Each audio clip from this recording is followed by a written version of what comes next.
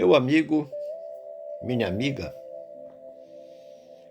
você provavelmente deve se perguntar: por que o Brasil atravessa tantas dificuldades? Vamos tentar explicar, fazendo com que, se possível, cada um entenda a gênese espiritual do Brasil. Item número 1.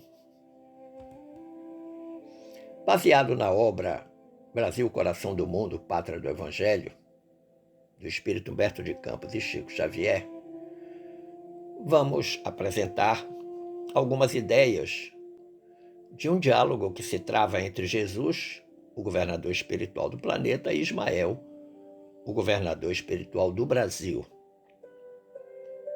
na formação espiritual da pátria brasileira.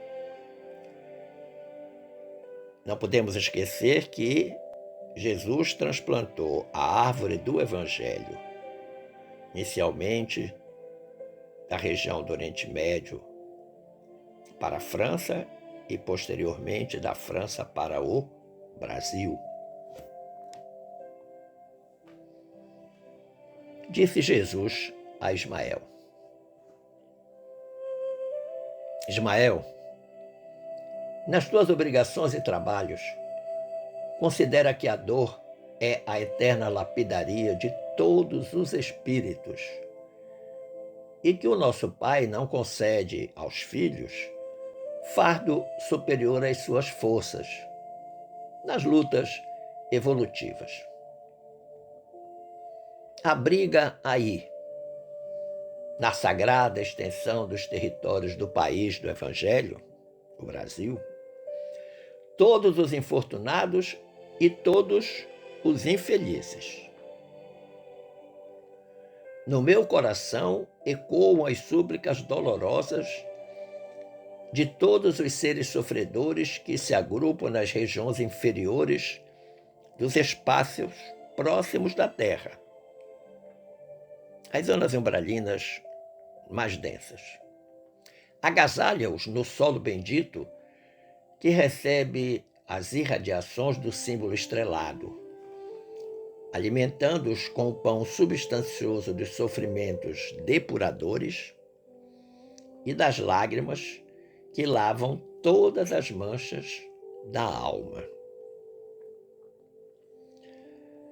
Ismael estava muito contristado na conversa com Jesus pelo fato dos desmandos da escravidão que havia se iniciado no Brasil.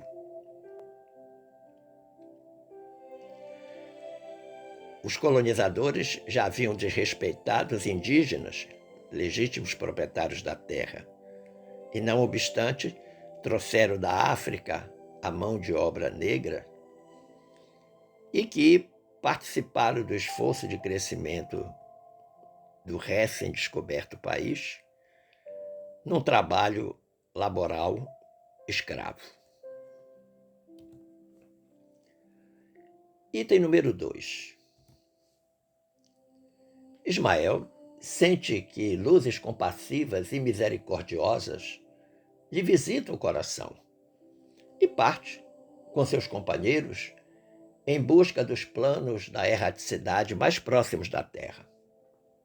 Jesus ia ser recomendado e Ismael agora vai com seu grupo buscar estes espíritos. Aí se encontram antigos batalhadores das cruzadas, senhores feudais da Idade Média, padres e inquisidores, espíritos rebeldes e revoltados, perdidos nos caminhos cheios da treva das suas consciências polutas. O emissário do Senhor desdobra nessas grutas do sofrimento a sua bandeira de luz, como uma estrela d'alva, assinalando o fim de profunda noite. Irmãos, exorta ele comovido, até ao coração do Divino Mestre chegaram os vossos apelos de socorro espiritual. Então nós podemos de imediato entender que o Brasil, coração do mundo, pátria do Evangelho, longe de ser apenas uma escola, é fundamentalmente um hospital de almas endurecidas, sofridas, que vão ter na pátria do Cruzeiro a oportunidade bendita da perfectibilidade, com vistas ao progresso espiritual. Item número 3. Calara-se a voz de Jesus por instantes. Mas confortado, Ismael continuou: Senhor, não tereis um meio direto de orientar a política dominante no sentido de se purificar o ambiente moral da terra de Santa Cruz? Ao que o Divino Mestre ponderou sabiamente: não nos compete cercear os atos e intenções dos nossos semelhantes, e sim cuidar intensamente de nós mesmos, considerando que cada um será justiçado na pauta de suas próprias obras. Jesus está recuperando algo que ele disse quando esteve entre nós, encarnado entre nós. A cada um segundo as suas obras. E vejam que essa questão do ambiente moral do Brasil é uma coisa muito antiga. Tanto que Ismael pede que Jesus providencie um meio direto, melhor dizendo, de orientar a política para purificar o ambiente moral naquela época. Mas Jesus pondera junto a Ismael e diz que não pode cercear os atos dos semelhantes, porque seria uma interferência direta, e isso não está nos planos divinos. Todo mundo é responsável por suas escolhas e por elas haverá de prestar contas, sem dúvida. E aqueles espíritos endurecidos e que estavam mergulhados na corrupção, na imoralidade, seguramente terão que, ou tiveram, que resgatar esses equívocos na tentativa do seu progresso espiritual.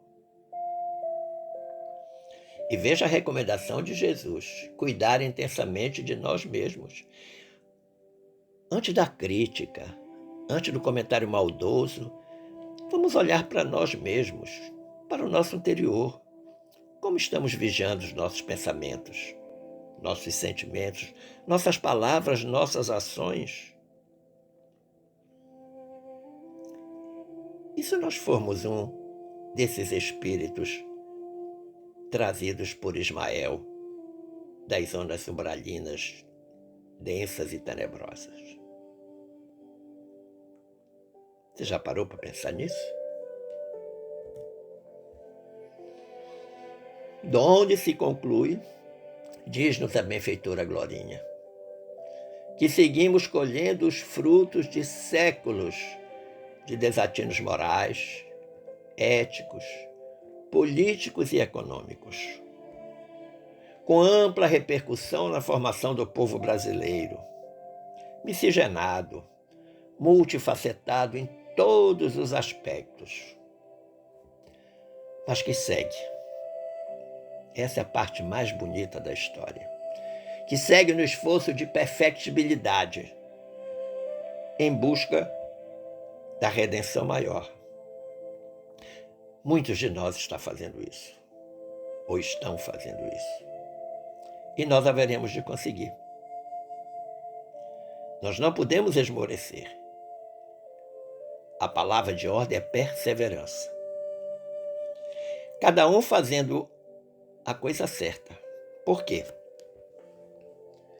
porque nós nascemos na hora certa, no lugar certo, na família certa, para fazer a coisa certa.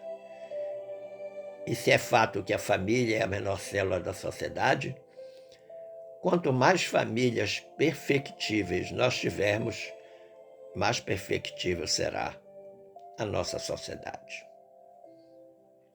Pense nisso. E se gostar, compartilhe.